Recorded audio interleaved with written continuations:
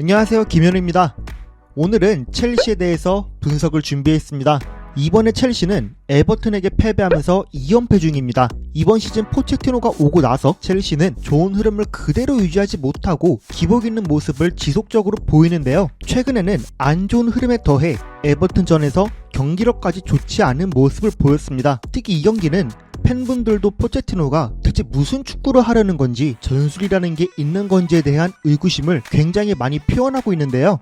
제 개인적인 견해로는 현존하는 프로팀 중에 전술 없는 축구팀은 한 팀도 없다고 생각합니다. 포체티노의 첼시도 마찬가지입니다. 다만 현재 포체티노와 첼시의 상황은 뭔가 꼬였고 부상이라는 악재가 같이 겹치니까 꾸준한 하나의 플랜이 나오는 게 아니라 차선책에 차선책, 즉 꼬리에 꼬리를 물고 있는 상황이죠. 지금의 상황은 전술 안에서 선수들의 교통 정리가 절대적으로 필요하다는 생각이 들었습니다. 그래서 오늘 분석에서는 포체티노의 첼시가 두 경기 동안 뭘 어떻게 하려는 건지, 왜 이렇게 꼬이고 어떤 식으로 교통정리하면 좋을지를 분석하려고 합니다. 첼시는 후방에서 4-2-3-1 형태를 구축하는 팀입니다. 첼시가 디펜시브 서드에서 미들 서드로 진입하는 과정에서 가장 중요한 선수는 이 두 공격형 미드필더와 윙어들에게 있고, 사이드백도 어느 때는 상당히 중요합니다. 첼시가 풀어 나오는 과정들을 보면 우측 사이드백을 올리고 좌측 센터백은 좁히게 만들어서 백스리 형태를 형성하는데요. 후방 빌드업 때부터 이렇게 두고 두 공격형 미드필더는 조금 높게 둔 역삼각형 형태로 둬요. 선수들이 이런 포지셔닝을 처음에 취하고 있다가 산체스로부터 빌드업이 시작되면 여기 있던 공격형 미드필더는 내려오는 움직임을 먼저 보이는데요. 이 공격형 미드필더가 내려오는 이유는 상대 미드필더를 끌어내리고 이 공간을 파생시키는 것도 있지만, 결정적으로 윙어를 안으로 들어오게 만들고 중원에서 수적 우위를 점하기 위함입니다. 특히 이런 움직임을 오른쪽에서 많이 가져가고, 좌측면은 무드릭이 있어서 우측면보다는 이런 움직임이 덜했지만 그래도 간간히 좌측도 있었던 움직임이었습니다. 이런 상황에서 첼시가 가져갈 수 있는 이점이 뭐냐면, 오른쪽에 있는 공격형 미드필더가 내려오면서 상대 수비형 미드필더를 이렇게 끌어오면 첼시의 사이드에 위치하는 센터백들, 특히 코렐과 디사시의 입장에서는 여기로 들어갈 수 있는 직선 패스가 생기거든요. 디사시는 오른발이 주발인 선수이기에 여기서 직선적으로 나가고, 코렐 같은 경우도 왼쪽에서 왼발이기 때문에 바로 직선적으로 꽂을 수 있는 선수들이죠. 물론 첼시가 주로 보였던 패스 패턴은 아니지만 간간히 첼시가 위급한 순간에 보였던 패스 패턴인데, 이런 패스는 상당히 위험하겠죠. 왜냐면 기본적으로 거리도 멀고 이 공격형 미드필더와 사이드백을 견제하는 상대 선수들이 완전히 딱 밀착마크하는 게 아니면 이 두 선수한테 차단당할 가능성이 너무 높죠. 그러다 보니 이 사이드백한테 패스하는 경우가 많은데, 사실상 여기가 첼시 입장에서 압박을 풀어 나올 수 있는 중요한 순간입니다. 사이드백이 결국에는 좁혀있는 윙어나 반대편은 넓혀있는 윙어에게 주로 줄 수밖에 없는데, 여기서 이 윙어한테 주면 이 들어가는 타이밍에 공격형 미드필더와 사이드백은 본인들이 두세 발자국 나와서 볼 받을 공간에 들어가야 합니다. 그래야 이 윙어가 등진 상태에서 버티고 발이라도 깔짝대서 내주면 볼 받고 올라가야 하거든요. 이 상황을 잘 보면 결국 여기 있던 미드필더나 이 선수는 시선이 볼 쪽으로 갈 가능성이 높기 때문에 상대가 등진 상태에서 빠르게 다음 공간을 찾아야 하는 거죠. 그런데 여기서 첼시의 문제점은 두 가지 정도로 보일 수 있습니다. 첫 번째는 이 전술, 사실 리스 제임스에 초점 맞춰진 전술입니다. 그런데 최근 리스 제임스가 나가고 이 자리에 구스토가 아니라 쿠쿠렐라가 들어오죠. 구스토가 지금 구체적으로 어떤 상황인지는 모르겠습니다만, 쿠쿠렐라는 왼발잡이다 보니까 오른쪽에서 볼을 잡으면 왼발로 패스하겠죠. 그러면 사실 상대가 한두 발자국 더 뻗어서 들어오면 인터셉트 될 가능성도 있다고 생각되거든요. 물론 사이드에서 볼 받을 때 몸을 앞으로 열어서 오른발로 터치하고 왼발로 밀어 넣으면 되지만, 쿠쿠렐라가 오른발이 아직 어색하다 보니까 터치 미스하는 경우도 자주 보이거든요. 두 번째는 이 오른쪽 윙어가 안에 좁혀서 받으려고 하면 이 패스 루트가 당연히 대각선으로 들어가겠지만, 이것도 수비하는 윙어한테 읽히게 되면 이 루트를 차단하려고 할 가능성이 커져요. 실제로 어떤 상황들이 대표적으로 있었냐면, 이 사이드백을 윙어가 쫓아오듯이 몸을 사이드로 바라보고 오면 이 선수가 볼을 인터셉트할 가능성은 슬라이딩 태클을 하지 않는 한 조금은 적어요. 왜냐면 몸이 사이드를 보고 있으니까 패스가 들어오는 각도를 건드리기는 어렵죠. 근데 반대로 상대가 몸을 열고 들어오면 몸이 이렇게 열려있다 보니까 안쪽을 차단할 수 있는 준비가 이미 되어 있는 거죠. 더더욱 쿠쿠렐라를 이 상황에 대입해보면 왼발이면 인터셉트 될 가능성도 더하죠. 그래서 맨유전 때 후반전에는 윙어가 사이드백을 견제하는 게 아니라 사이드백이 사이드백을 몸을 열어서 들어오는 채로 견제하는 상황들이 많았습니다. 그래도 여차저차해서 앞서 말한 것처럼 윙어가 버티고 이 공격형 미드필더가 볼을 몰고 갔다고 한번 가정해봅시다. 그러면 첼시는 이 이후 상황을 빠르게 카운터 역습으로 치고 나가 파이널 서드까지 도달하는 게 첫 번째입니다. 그러면서 공격형 미드필더가 올라오는 과정에서 윙어는 빠르게 다시 침투해 들어오는 게 가장 핵심이죠. 그럼 초전방에는 반대편 윙어, 공격형 미드필더, 포워드, 공격형 미드필더, 버텨준 윙어 이렇게 5명이 위치하는데 첼시가 역습하고 파이널 서드에 도달하는 걸 보면 대부분 가운데서 끝나요. 특히 엔조와 팔머가 여기 위치하면 상대가 내리면서 수비 진영을 거의 갖춘 상태에서 사이로 볼 방출을 빨리 한다든지 중거리를 찬다든지 등 볼 방출이 너무 빨리 이루어지니까 공격 시퀀스가 너무 빨리 끝나는 거죠. 최소한 사이드로 풀어서 또 공간을 잘라먹고 안에 진입한다든지 해야 하는데 공간을 너무 적게 활용하기 때문에 전방의 5명의 공격 숫자의 장점을 너무 활용하지 못하고 있습니다.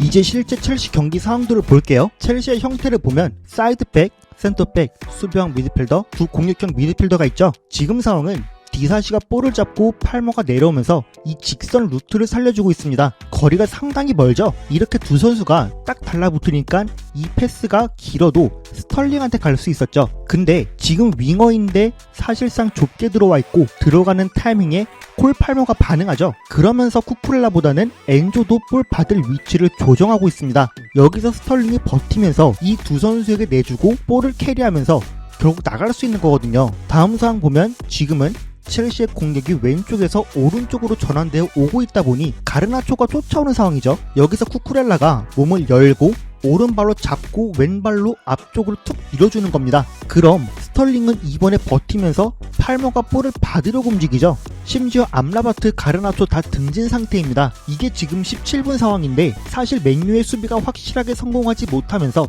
팔머한테 풀려 나와서 역습 나갈 수 있었던 장면입니다. 그러면서 역습을 이어나가고 여기까지 파이널 서드까지 왔는데 여기서 엔조가 슈팅을 하면서 역습이 끝이 나요. 근데 형태를 볼까요? 두 윙어는 좁혀서 들어오다 보니 공격형 미드필더 입장에서도 주기 애매하기도 하죠. 또 첼시가 디펜시브 서드에서 파이널 서드까지 오는데 14초 걸렸는데 이 슈팅 하나로 끝났어요. 물론 앞서 말했지만 사이드에다가 주기도 너무 넓이가 좁다 보니까 애매하긴 한데 너무 쉽게 끝나버린다는 거죠.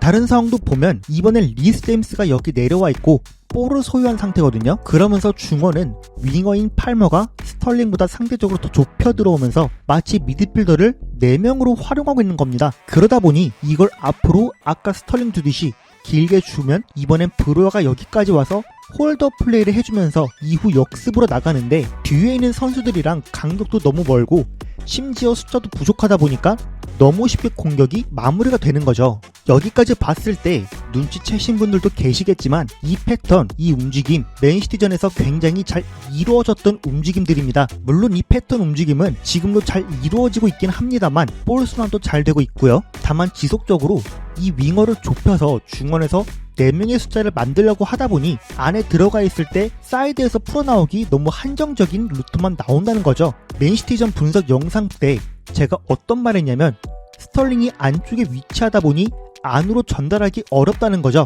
만약에 이 빌드업을 풀어 나오기 위한 최종 목적이 풀어서 상대 파이널 서드까지 나가려는 거면 안에 위치하면서도 사이드백이 볼을 잡으면 내려온 상황에서 사이드로 빠져서 나가 이 루트 하나 살려주면서 윙어로 인해 파생되는 공간을 그나마 연계에 자신이 있는 잭슨이 차지하면서 볼을 키핑한다든지 다양한 옵션들이 나올 필요는 분명 있어 보입니다. 그러면 첼시가 미들서드에서 역습하는 과정 말고 미들서드에서 볼을 소유하면 어땠을까요? 이때도 중원은 마치 4명의 선수가 있는 것 마냥 유지되었습니다. 일단 첼시는 미들서드에서도 3-2-4-1 형태를 그대로 유지했는데요. 이 전술이 앞서 말했듯 리스 제임스의 공격력을 극대화시킬 수 있는 공격적인 포메이션이다 보니 쿠쿠렐라가 오른쪽에 있어도 오른쪽 사이드백은 그대로 올린 형태였습니다. 그러면서 윙어는 좁힌 이 형태에서 두 수비형 미드필더, 두 공격형 미드필더처럼 위치할 수 있는 거죠. 이런 형태에서 첼시의 이 4명의 미드필더의 핵심은 뭐냐면 볼의 흐름에 따라 지속적으로 능동적인 움직임을 가져가면서 자신을 마크하는 선수를 이동시키는 게 목표입니다. 본격적인 설명에 앞서서 맨유전 두 윙어, 두 공격형 미드필더 터치맵을 보겠습니다. 보시면 이 4선수가 상당히 안쪽에 터치한 흔적들이 꽤 있죠. 미드필더를 제외한 윙어를 봐도 안에 터치했던 흔적들이 꽤 있죠. 이제 에버튼전 두 윙어 미드필더 볼게요. 팔머는 거의 공격형 미드필더였고 무드릭은 팔머보다 상대적으로 덜하지만 안으로 위치하는 흔적들이 많이 보이죠. 엔조와 갤러거는 말할 것도 없고요. 이게 뭘 말하려고 하냐면 이 네 선수는 지속적으로 고정된 위치를 가져가기보다 이 네 선수에 한해서 스위칭 움직임을 굉장히 많이 가져갔습니다. 3-2-4-1의 형태에서 가장 장점이 될 수 있는 부분이 두 가지인데, 첫 번째는 이 사각형 안에 있는 4명의 선수와 앞에 5명이 있는 게 가장 큰 장점이거든요. 근데 첼시는 이 두 가지 장점 중에 첫 번째는 정말 기깔나게 잘 살려요. 이런 말 하면 많이 몰매 맞을 거 알지만 그래도 중원은 기깔나게 정말 잘 활용하다 보니 볼 순환이 정말 잘 이루어졌어요. 근데 앞에 5명 활용이 잘 안 된다고 봤습니다. 일단 첫 번째 장점이었던 첼시가 어떻게 중원을 활용하냐면, 첼시 형태가 이렇게 시작되는 건 여러분들이 많이 보셨을 텐데요. 이런 형태에서 상대는 대부분 4-2-3-1 형태를 많이 위치하고 미드필더끼리 1대1 배치가 많이 될 수밖에 없죠. 근데 앞서 말한 형태를 잘 보시면요, 여기서 한 공격형 미드필더는 센터백이 나와야겠죠. 이런 상황에서 첼시는 센터백이 볼 잡았을 때부터 카이세도는 될 수 있으면 가운데 픽스하지만 상황에 따라 움직이고, 이 두 공격형 미드필더는 지속적으로 내려오면서도 사이드까지 빠지는 움직임을 많이 보여요. 그러다 보니 첼시 형태를 가끔 보면 3-1-4-2 이렇게도 보이는데요. 이런 움직임을 보이는 이유는 본인들이 견제하는 상대 미드필더를 끌고 다니는 거거든요. 엔조를 예를 들어보면 엔조가 바드로 내려오면서도 자신을 마크하는 상대를 사이드로 끌고 나오면 이 미드필더와 이 미드필더 사이를 윙어가 안으로 들어와서 볼을 소유하는데요. 그럼 이 친구는 누가 막을 것이냐가 굉장히 애매해요. 특히 무드릭이 이런 움직임을 많이 보였거든요. 그렇다고 달로가 여기까지 관여할 거냐?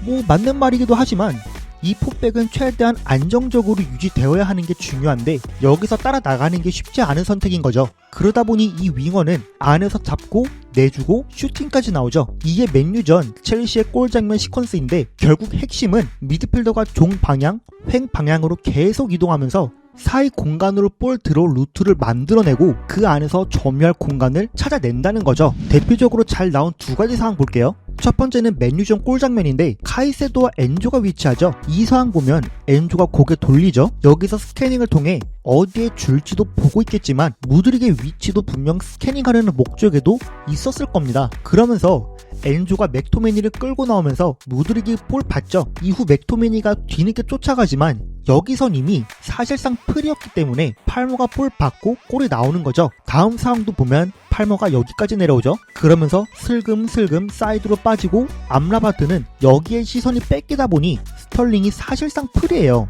린델로프도 지금 스털링을 어떻게 둬야 하나 고민하는 거죠. 그리고 가장 결정적인 장면 중 하나죠. 지금의 상황도 보면 암라바트를 팔머를 견제하면서 사이드로 끌려 나오고 스털링이 지금 이 사이 벌어진 틈으로 순간 침투할 공간 나오니 바로 직선적으로 뛰어나가죠. 이후 스털링이랑 잭슨이 완전히 통짜 상황이 나오죠.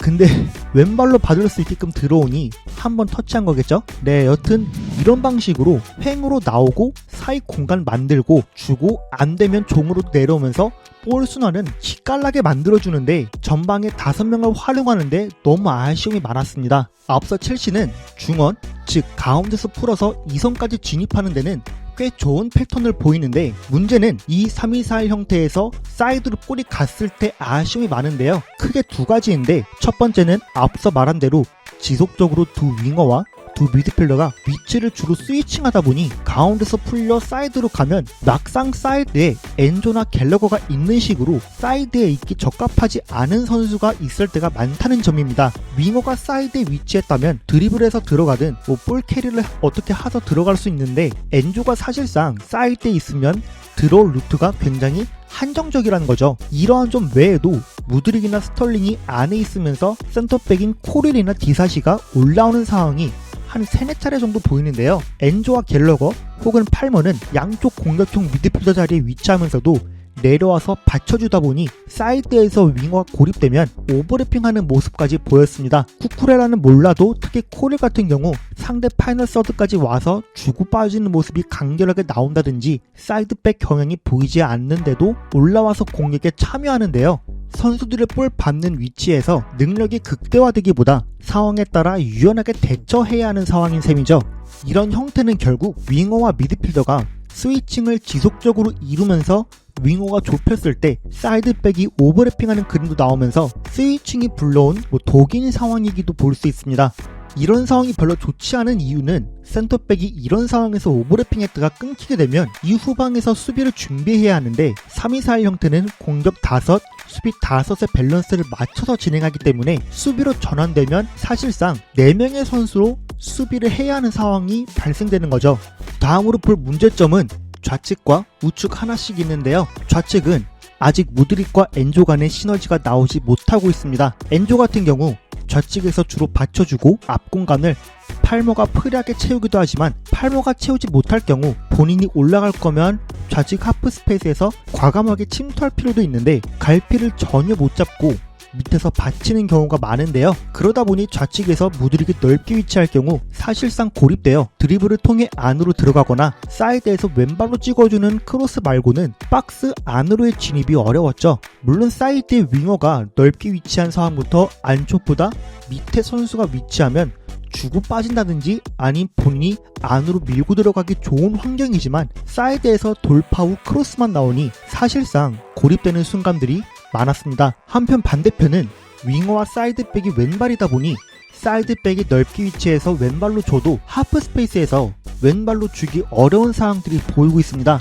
때문에 팔머가 안에서도 본인이 볼을 잡을 때 왼발로 모든 걸 처리하려다 보니 슈팅 나올 타이밍도 죽고 볼을 쉽게 잃어버리는 거죠. 좌측에서 나온 장면부터 보면 무드릭이 넓게 위치한 상황에서 엔조가 안에 위치하죠. 이런 상황도 무드릭이 매번 드리블만 쳐서 들어가기 어렵기 때문에 본인이 들릴 수 있으면 과감하게 빠지는 것도 필요한데 엔조가 아직 위에서 어떤 식으로 윙어와 합을 맞춰야 할지 감을 못 잡은 상황입니다. 반대로 우측면은 에버턴전에 스털링이 교체로 들어오고 디사시가 오히려 언더래핑하는 상황입니다. 스털링이 오른발로 내주고 디사시가 언더래핑하는 상황 잘 보면 우측 하프 스페이스에서 오른발잡이가 위치하다 보니 이걸 단번에 밀어줄 수 있는 두 가지 루트가 나올 수 있는 겁니다. 그런데 이게 팔머한테 갔지만 팔머는 왼발잡이다 보니 여기서 오른발로 타이밍을 못 맞추고 왼발로 이걸 컨트롤하다 보니 이런 결정적인 상황에서 슈팅조차 못하고 상대 태클에 막혀버린 거죠.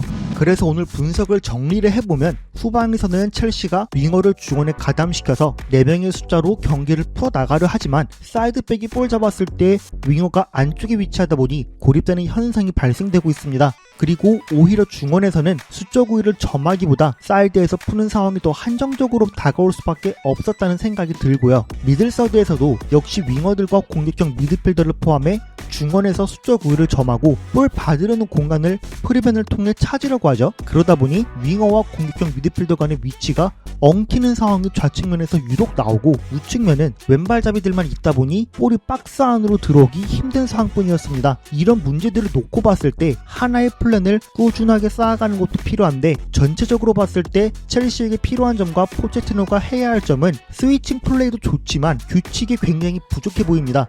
두 윙어 중 한 윙어만 중원에 가담해도 괜찮을 것 같은데 무드릭도 가담하니 사이드에 누가 위치해서 어떤 규칙적인 플레이를 보일지 혹은 누가 사이드에 갈지라는 그런 규칙이 생겨야 하는데 오른쪽 사이드에 왼발잡이 있는 건 둘째치고 첼시 축구의 규칙이 안 보이는 느낌이었습니다. 그래서 저는 지금의 첼시 상황에서 두 가지만 해결되면 좀 좋을 것 같은데 첫 번째는 사이드에 누구를 움직여서 픽스할지, 두 번째는 우측 사이드의 오른발잡이를 활용하는 방식이 필요해 보였습니다. 제가 오늘 준비한 첼시 분석은 여기까지입니다. 재밌고 유익하게 보셨다면 구독과 좋아요 부탁드리고 여러분들의 첼시에 대한 생각도 댓글로 남겨주세요. 감사합니다.